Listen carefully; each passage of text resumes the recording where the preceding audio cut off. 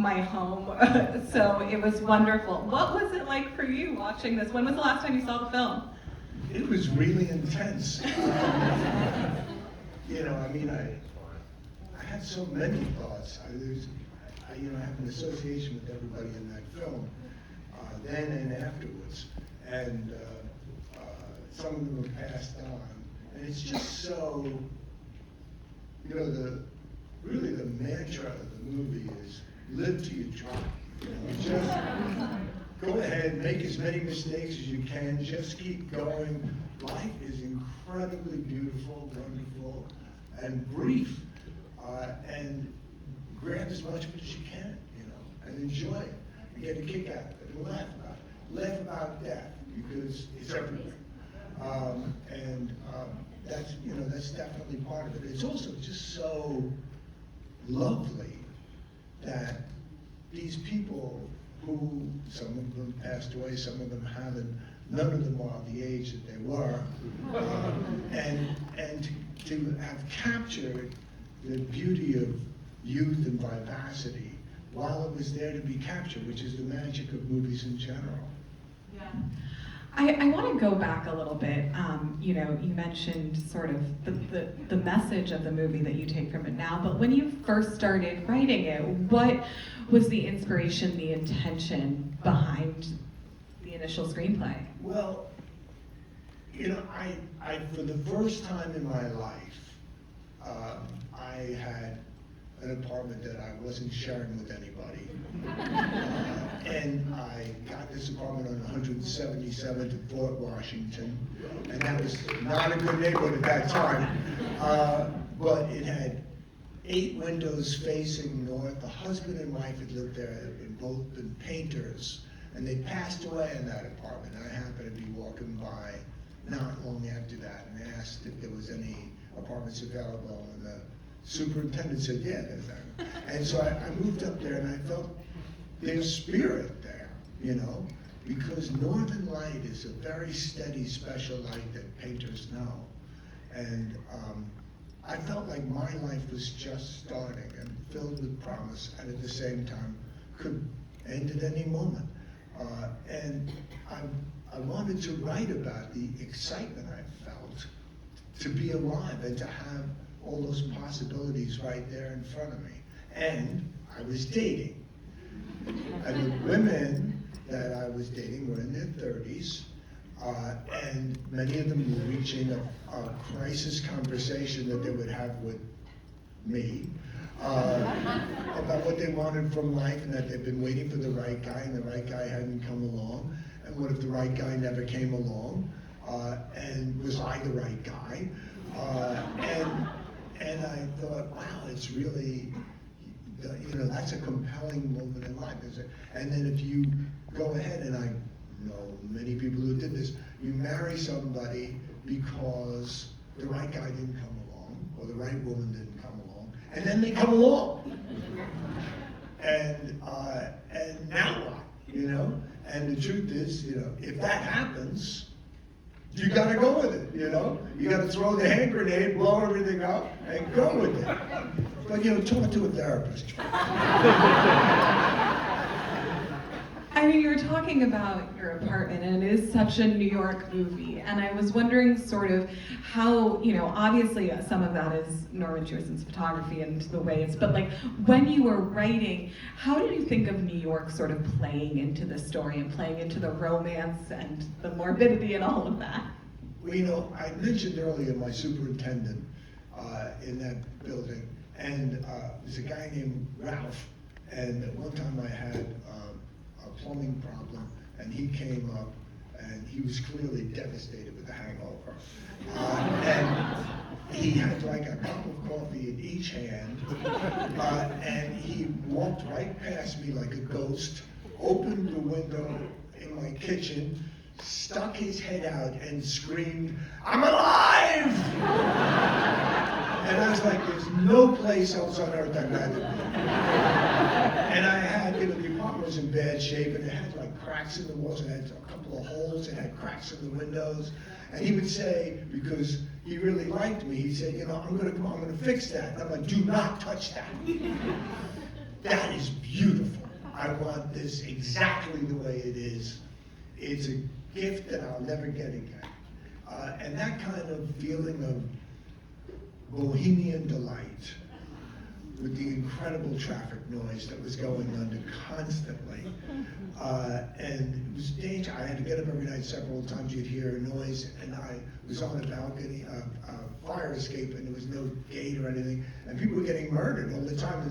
So I'd get up a couple of times and with a baseball bat and walk around, and then satisfied, go back to bed. And all of that, everything, was part of what I loved about being alive in New York at that time. When I got to the part of the screenplay where they go to the opera, guess what? I'd never been to an opera. So I was like, I got a ticket, I went down to the Met, and I looked around and I saw the chandeliers lifting when the performance was going to start, and the Chagalls, and the tone box, the xylophone that they hit at intermission, it's time to go back in. And I put all that in, and everything I put in, Norman Jewison faithfully got on screen. Well, I mean, I wanted to ask about structure a little bit. One of the things that struck me, honestly, watching it again, is how tight, like the tight time frame of it. The fact that it takes place across like 3-ish days, and I was wondering, was that always sort of part of your structure when you were writing it, or did you come to that later in the process? No, it was from, I mean, first of all, there was no conscious plan, it was, I was constructing it as it was happening. One of the reasons I think people are sort of delightedly surprised by little things that happen is because I was delightedly surprised by writing them. And so I wasn't like feeding you my brilliant stuff. I didn't have any brilliant stuff. I was like, I gotta come up with something on this page, and I would. And I remember even, well, actually, it was another movie I did, and I was having dinner with Paul Schrader. I was reminded because you had Taxi Driver for a minute, and I was stuck. I was doing Doubt. I was writing the play, and I said, I'm stuck here. And Paul said, whenever I'm stuck, I always say, just read the newspaper. And I read the newspaper the next day, and son of a gun, there was the thing that I needed. And that, New York supplied me with everything that I needed for this. I grew up in an Irish and Italian neighborhood, and the Irish, the food isn't good, the conversation's good, the clothes are bad, the haircuts are bad. And I would go to the Italian-American households, and the food was great, and the hair was amazing, and they were really into clothes, and I felt like this is the most wonderful extra part of life that I didn't know about, that these people have a secret treasure trove that I'm going to raid. And did. Well, I want to ask, I read that you brought the screenplay to Norman Jewison, correct?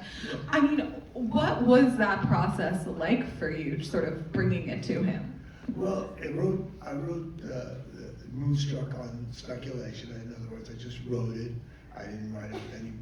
Well, actually, I'd had lunch with Sally Field, and Sally Field, was being very ladylike. She had an assistant with her. And I think she even had a little bag that she was holding.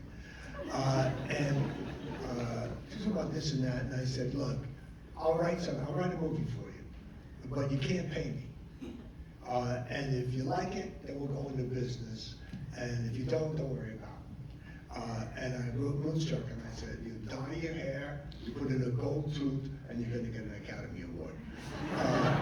And she tried, nobody would do it with her. Because I was from the theater where, you put on a pot from the kitchen on your head and say you're the King of England. And movies are more literal. And so they're always like, well, why would you do that? Why would you transform somebody right at the top? Why don't you just get somebody who's like that? And Norman Jewison, after he read the script, he asked me to come to Toronto, and he said, what would you think of Cher? And I said, great if you could get her. Not thinking he could, and he did. And so we sat down in his office, and he had a big desk, and behind him was an enormous Roman general bust, looking down forbiddingly on us, and it was clear to me that that was his Roman general, not mine, you know. But he split up the parts, and I read half of them, and he read half of them. We acted out the whole movie, and I told him that I loved him, and that he should come upstairs, and he did. Do you have any idea that when you were writing, or even that the snap out of it moment was going to be like the iconic moment of the film? No, not at all. And also, you know, to have people say, he wrote that line, I'm like, really? You know, I mean, everybody said snap out of it, so it's the context and also the double slap. I did write the double slap. Well, yeah, I mean, I wanted to ask you, you mentioned a little bit about Cher, but also about Nicolas Cage. He was so young at the time. And the way he sort of takes the dialogue and makes a meal out of it is just amazing. So I was wondering what your reaction to sort of both of them and seeing them interpret the characters was. Oh, I was over the moon about Nick. We had a little casting to do for Ronnie. It was unclear who Ronnie was going to be. And at one point there was talk about Pacino and a couple of other people. And I suggested a New York actor. And Norman said, well, we're going to have to do a screen test. Also, and you know, Cher said Nick Cage. The New York actor I suggested, she said, I won't kiss him. I'm like, he's not going to get the part. So we did screen test, and Nick had the screen test. And when I saw the screen test, I was like, get that guy. Well, you know, he's amazing in the part. Yeah. Perfect. Well, I mean, I wanted to ask what I was talking about a little bit at the beginning.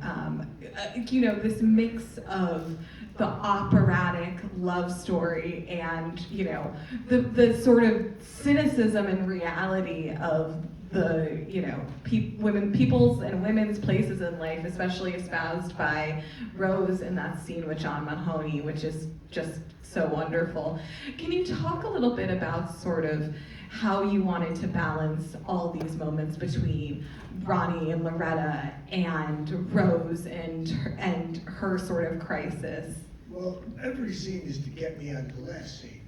So, you know, you get to a certain point of the scene, like the opera's going to start. It's like, are we going to sit here and watch the whole opera?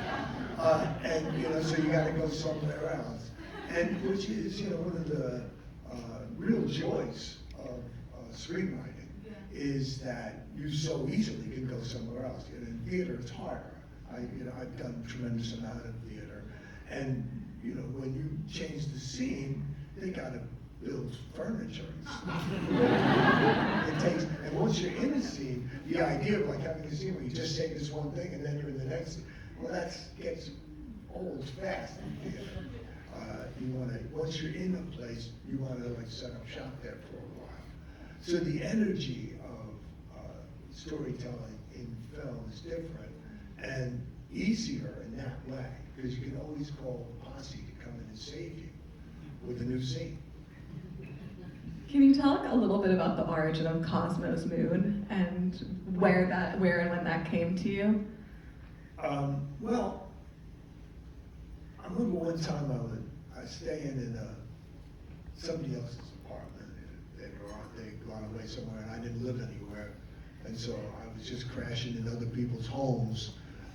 And I stayed in this one apartment, and it was a woman who wasn't there, and she didn't have shades on the window. She had a sort of unobstructed view, and so she didn't really need them in the bedroom. And I swear to God, the moon came into that room every night and woke me up. Night after night. I'm like, isn't the moon supposed to be gone by now? It was like, it felt like it was 7 nights. And it wouldn't leave. And I was getting irritated. I'm like, another night with all this moonlight? You know? And so that came back to me when I was doing the, you know, because I felt, honestly, I was irritated because I felt someone was aggressively sending that room to my house. I mean, I wanted to ask, and we are going to open it up to some questions, so if you have any thoughts or feelings, get them ready, but also questions, not comments. Just keep that in mind.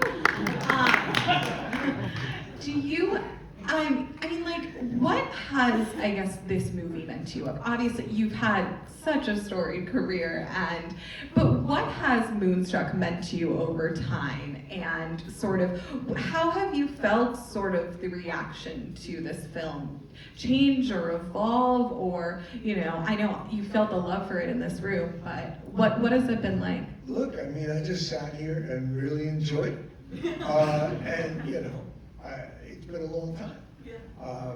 I've seen the film, I don't know, maybe 5 or 6 times in my life. And there's a joy and a love of life that's in it that uplifts me, makes me feel good. And where does it, you know, I was fortunate, I was not a kid when I did the movie. I was like 36. And so I was sort of formed. Even with that, having a movie achieve the level of success that movie did, it's very destabilizing. And I'm very grateful that I didn't have that kind of success 10 years earlier. I would not have made it. It's nice that it came when it did. It was I struggled as a playwright for certainly over like 12, 13 years. And had, even when I had a breakthrough with this play, Danny and the Deep Blue Sea. Thank you. I only made $5,000 from that, and nobody wanted to do my next play after that. So I was always kind of I would wake up at square one again. And then Moonstruck, which happened during the Writers Guild strike, which meant that I could not get a job as a result of the movie. But I didn't really care because my rent was $750. And I made 2 movies. I made back to back, 5 Corners and then Moonstruck. And when I saw my check for 5 Corners, which I got on 177th Street in the lobby that had dog shit on the floor and a broken elevator, I looked at the check and I looked down at the other people opening their, and I'm like, I don't think anybody else here got a check like this. And I knew, I was like, I can pay my rent for like 5 years or something, or 10 years. The sky's the limit. So I didn't care about that. It's just luck. It's a great thing when something magic happens in your life. And it was magic, you know. People love the movie. And I loved the movie. And then you shrug your shoulders and say, okay, well, you know, gotta get on with things now. Great. Let's does anyone have any questions? I see one right there. There's a mic. There's a mic coming, so. Did you spend much time on set? And do you have any memories of Olympia Dukakis and Vincent Gardenia? Well, yes, I spent time on set both in Toronto and in New York. I was in the Camerary Bakery when they were shooting that exterior. At one point they shot an exterior night, I was there.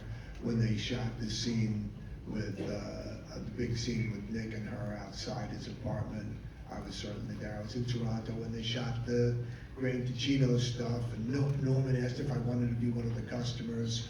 And I said, well, how long would I have to sit there? And he said something like 8 hours. I'm like, forget it. So, you know, I had an enormous positive thing that Norman would do nothing that I said no to. He was incredibly respectful. And, you know, I was just starting out.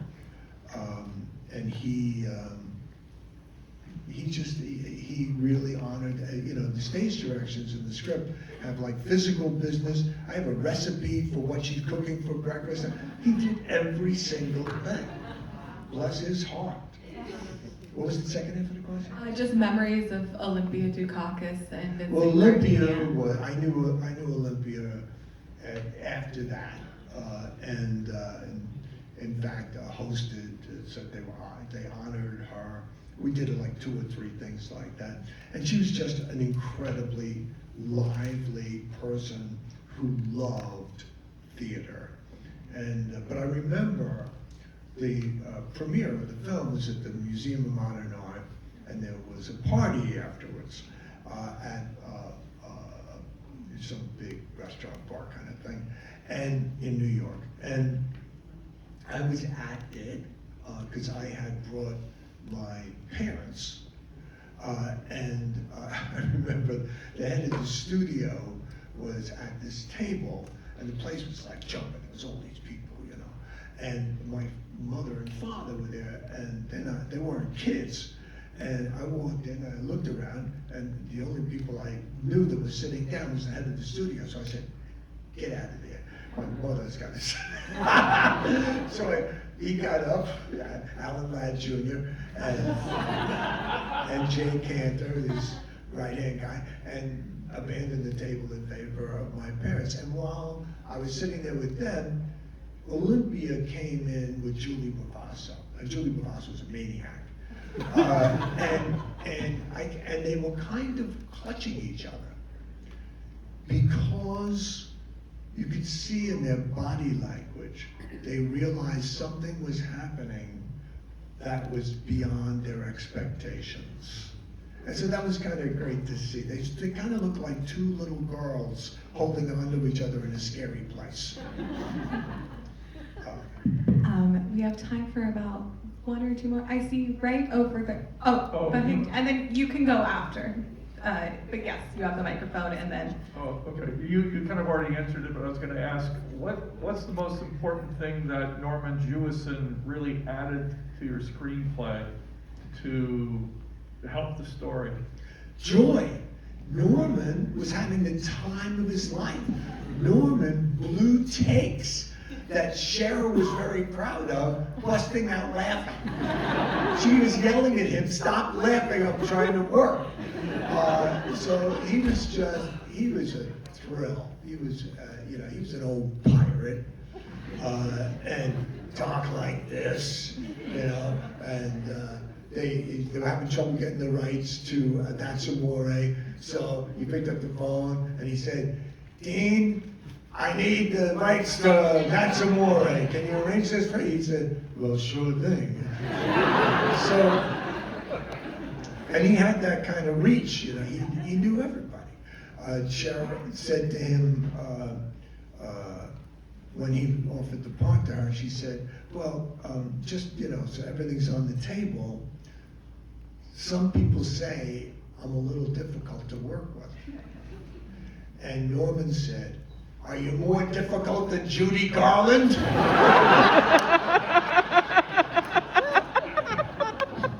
So he was really good for that kind of thing, too. And then just, there was somebody right in front of the person, raising their hand in the black shirt. Hi. One of the marvels of this movie is the way that it weaves like 4 or 5 different plots until it reaches that big climax. So I have to wonder, when you were writing the screenplay, was there a certain storyline that provided more of a challenge than another, or like you said, was it just a matter of scene 1, scene 2, scene 3?